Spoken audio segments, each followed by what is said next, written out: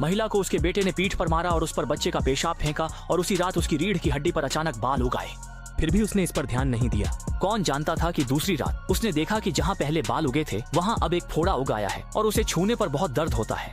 महिला ने सोचा कि यह गर्मी के कारण हुआ है और वहाँ मांस का उभार हो गया है, इसलिए उसने एक बड़ी सुई ली और उसे निकालने की कोशिश की, लेकिन उसने मांस का उभार नहीं निकाला बल्कि अंदर से बहुत सारे बाल खींच लिए। जब उसने देखा बाल निकालने के बाद दर्द, लेकिन कुछ दिनों बाद उसके चेहरे पर छोटी छोटी मूछें उगने लगीं और यहाँ तक कि उसके दांत भी थोड़े नुकीले होने लगे। हालांकि और भी अजीब बात यह थी कि उसके पेट पर 2 पंक्तियों में अंगूर के सूखे दाने उगाए। इस समय महिला को यह नहीं पता था कि उसके शरीर में भारी बदलाव हो चुका है।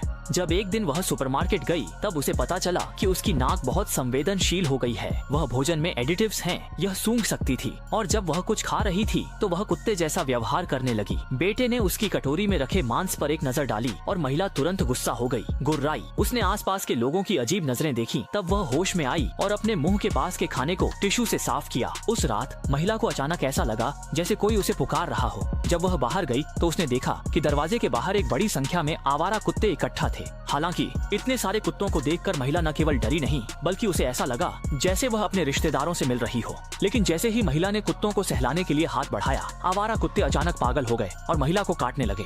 अगले ही पल महिला के अंदर का पशु स्वभाव भी जाग उठा और वह पागल कुत्ते की तरह गड्ढा खोदने लगी। इस तरह गड्ढा खोदते खोदते वह पूरी तरह से एक पग कुत्ते में बदल गई और अंत में उस गली के सभी आवारा कुत्तों की नेता बन गई।